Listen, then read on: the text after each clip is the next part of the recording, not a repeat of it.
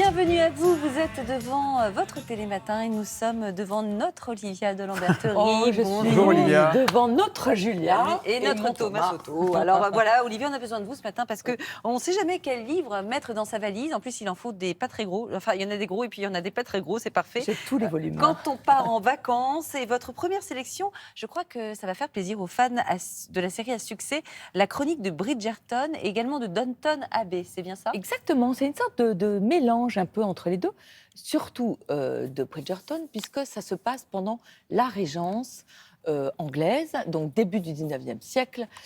C'est le règne du délire des aristos, des jeux d'argent, des excentricités, vraiment tout à fait la même ambiance. On regarde pour se souvenir justement la chronique de Bridgerton. La compétition, à ce qu'il paraît, est une opportunité pour chacun de se lever et de se tenir prêt. C'est cette saison que le vicomte a l'intention de trouver une femme. Vous avez vraiment fait ça? Je crois bien que oui. Alors, c'est exactement cette même ambiance. Alors, à l'époque, ça, c'est le côté Downton Abbey. Le monde se divise entre d'un côté les aristos, de l'autre les domestiques. Là, dans ces chroniques de Bond Street, nous avons affaire à des aristos, mais des aristos fauchés.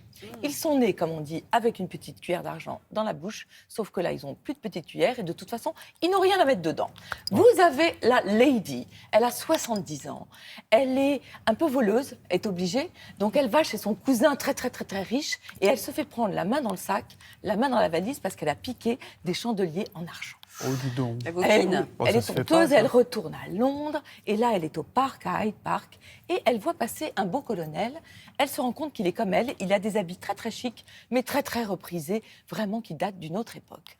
Ils vont faire affaire parce qu'elle, il lui reste une maison, la maison de son mari. Elle n'a plus rien dedans, elle a tout vendu, mais elle a encore ce splendide logis.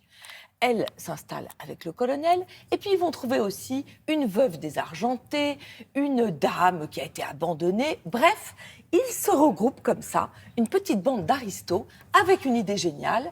Ils vont ouvrir un hôtel.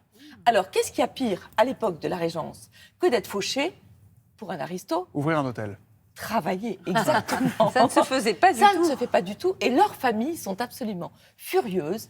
Et ceux qui ont encore de l'argent vont faire tout pour fermer l'hôtel. C'est un bonbon anglais. Et la couverture est chouette. Je trouve c'est important les couvertures aussi. Hein, c'est joli. On dirait que c'est pour les gamins. Personnages absolument exquis, des vieux monsieur, des jeunes dames aussi. Parce que quand même, quand on est une femme à l'époque, on est une pouliche qui a une sorte de seul rôle, c'est trouver un mari et se reproduire. Mais là, justement, il y a de la rébellion dans l'air. Alors, c'est chez Albin Michel, c'est exquis. Vous êtes aussi arrivé tout à l'heure avec ces 3 petits livres en disant « Oh là là, mais alors ça va vous plaire, ça c'est une saga familiale, c'est le truc de l'été. » D'ailleurs, vous en a piqué au bureau apparemment. Oui, excusez-moi, il y en a 6, mais j'en ai plus que 3. Oui, alors on vous a pas piqué à Télématin, on vous a piqué chez elle, on va le préciser quand même. Merci de les rendre. Hein. Non, mais en même temps, moi j'adore que les livres soient volés, ça veut dire que les gens ont envie de lire.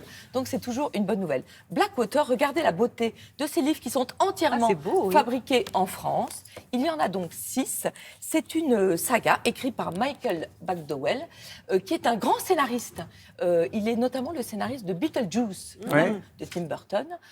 C'est une saga familiale exactement dans le genre de celle-là. C'était un succès de France 2. On regarde. Le projet de mariage de la petite dernière avec le fils de l'autre grande famille du coin n'arrange rien. Sous les sourires, les rancœurs, les haines, les passions. C'est ça l'air. Des contractions pour la pose photo, mais main de fer, gants de velours, Adeline, chef de tribu centenaire. Fondatrice du clan à son retour des Indes, elle attend maintenant ce fameux mariage, mais il y a de quoi se noyer dans cette histoire fleuve. Je ne sais jamais dans quel épisode je suis, alors je dis à ma petite fille Catherine Mouchet, tu peux me dire qu'est-ce qu'on faisait avant et qu'est-ce que je fais après? Alors elle me raconte tout, parce qu'elle a tout compris du soir. Moi je suis complètement perdue. Dans Jalna, c'était les femmes qui menaient la danse. Eh bien, dans Blackwater aussi. On est en 1919. Comme dans Télématin. Ouais. Eh ben, voilà. Comme dans la vie, j'ai envie de vous dire. Absolument. 1919, Alabama, une petite ville, une crue, la ville entière est submergée d'eau À cette occasion, arrive une femme. Elle est rousse, elle a presque les cheveux rouges. Elle est magnétique, on ne sait pas d'où elle vient. Et elle nage très très bien. Il y a un petit côté aussi homme de l'Atlantide. Vous allez suivre la saga de cette famille, de l'amour, de la vengeance, des génial. rebondissements. Vous le prenez, vous ne pouvez pas vous arrêter. C'est extrêmement bien écrit. Elle est addictologue, Ouais. en fait. Ah Olivia. non, mais Est-ce là, que vraiment... Vous pensez que je peux vous les voler? On dirait pas que c'est moi.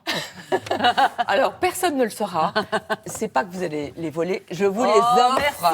Merci Vous avez beaucoup, fait tellement Olivia. envie. Moi, j'ai un petit bouquin. C'est chez Monsieur Toussaint l'ouverture parce que c'est un éditeur fabuleux. Absolument. Moi, un petit bouquin, je suis tombé dedans. Alors, c'est un thriller sur fond de nouvelles technologies. C'est pas ma cam, les nouvelles technologies. Ouais. Je suis tombé dedans, Ah oui, c'est hyper bien fait. Ça s'appelle Protocole Magog, Olivier Marbeau, Jacques Troman et Philippe Lavaux. C'est chez Favre Édition. Et pour une fois, c'est moi, Olivia Lamberterie, qui vais vous offrir Wow. un livre. Mais vous savez Parce qu'on qu'il y a pas de n'ose raison. jamais de Eh ben livres. voilà. Ah Eh ben oui, voilà. en Ah même bah temps, bien sûr, personne n'ose. Bah, pour votre J'adore. anniversaire, je n'oserais pas, effectivement. Protocole Magog. Bon, bah, Eh ben, écoutez, pour mon été, voilà, il n'y a hein. plus qu'à mettre ça dans les valises. Merci beaucoup. Il n'y a plus qu'à partir. Exactement. Olivia de Lamberterie d'avoir été avec nous.